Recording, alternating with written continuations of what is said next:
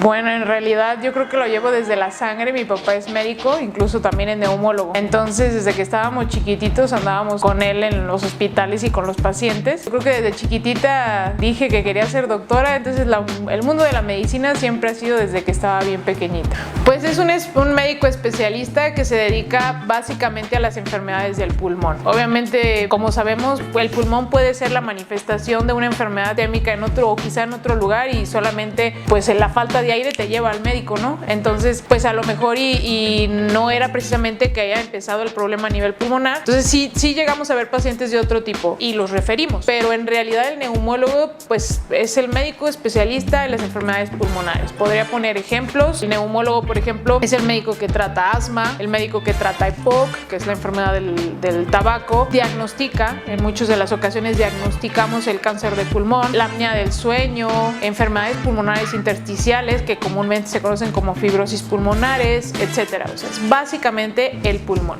Bueno, fueron múltiples cuestiones por las que terminé la neumología, pero actualmente creo que fue la mejor decisión que pude haber tomado. Me encanta la neumología. Cuando pasas por la carrera o incluso por el internado, el servicio, pues todo te gusta. Entonces yo decía, ay, quiero hacer esto, quiero hacer lo otro. Entonces al último, para tomar la decisión, dije, me gustan demasiadas cosas, pero al final dije, no, creo que lo que me apasiona es esto. Por eso fue que tomé la decisión al final. Conocí muchos pacientes que sí marcaron. Por ejemplo, mi papá tenía una clínica de tabaquismo, básicamente era para los pacientes que querían dejar de fumar. Entonces yo conocí varios pacientes ahí en la clínica de tabaquismo que eran historias increíbles de que actualmente tenían cáncer de pulmón y que se habían arrepentido de haber fumado, etcétera. Entonces eran historias como muy impactantes y a mí me tocaba platicar con esos pacientes. Entonces yo decía, bueno, de alguna manera quiero impactar en el paciente, ya sea en cuestión del tabaquismo o cualquier otra de las enfermedades, ¿no? Entonces sí, yo creo que algunos pacientes, sobre todo esos, marcaron gran parte de mi decisión. Cuando yo decidí que quería hacer una especialidad, cual fuera, yo dije, un día fui a Guadalajara y vi el Centro Médico de Occidente, y cuando lo vi dije, lo que sea que vaya a ser de especialidad, quiero que sea aquí. Fui conociendo médicos de ahí, entonces conocí un poquito más el hospital y al final, bueno, afortunadamente me tocó estar ahí en la residencia, una de las etapas más bonitas, más difíciles, pero más bonitas que he tenido en mi vida, porque es una etapa de muchísimo aprendizaje, además del compañerismo que tienes, ¿no? Todos los compañeros residentes, es algo muy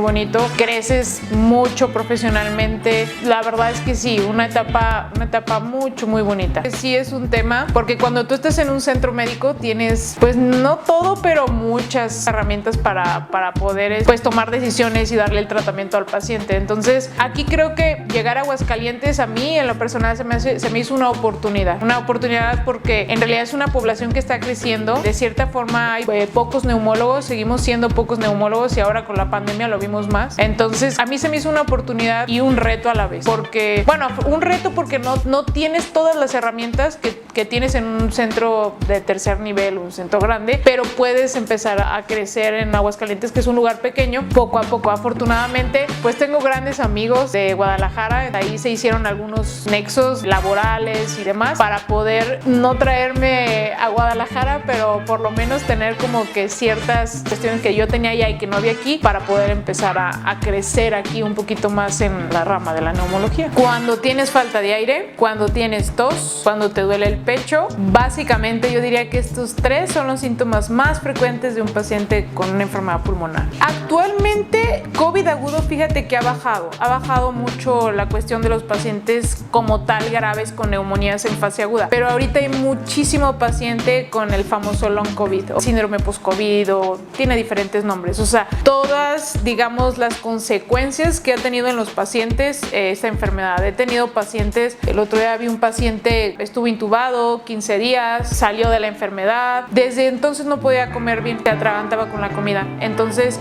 le dijeron, ve con un neumólogo, a lo mejor tu problema es que como estuviste intubado, probablemente tienes un problema por esa cuestión. Y le dije, ¿cuánto tiempo tiene enfermo? Y me dijo, 1 año, o sea, desde 1 año no había recibido atención médica y era médico. médico. Esa era otra cuestión interesante. Era médico y tenía un año mal. Y yo dije, después de un año seguimos viendo aquellos pacientes que en aquel entonces tuvieron enfermedades agudas. Entonces, yo creo que de aquí en adelante y por algunos años vamos a seguir viendo todavía consecuencias de lo que dejó o ha dejado esta enfermedad. En enfermedades pulmonares como tal, hay ciertas enfermedades modificables y hay ciertas enfermedades que no son modificables. Por ejemplo, el ser asmático, no quisiera que dejes de ser asmático, pero puedes prevenirte, por ejemplo, si eres un asmático alérgico, porque hay diferentes tipos de asma. Si eres un asmático alérgico, bueno, detectar exactamente qué te está generando la alergia, los perros, los gatos, la alfombra, o lo que tú quieras, o incluso alimentos, ¿no? Entonces, detectando exactamente ciertas cositas que te hacen exacerbar tu enfermedad, pudiera ser.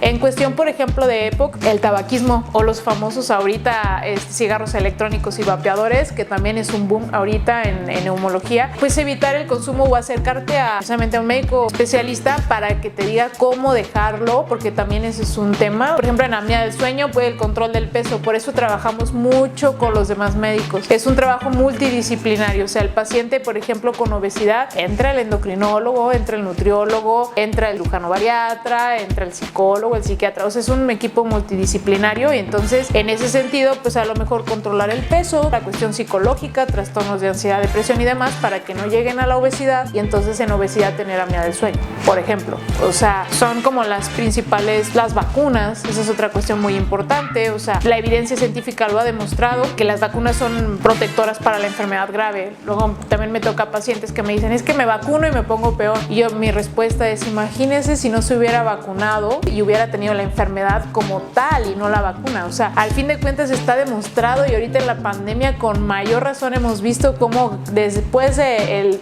antes de las vacunas y el después de las vacunas ha sido impactante. Entonces, creo que eso sería lo más importante.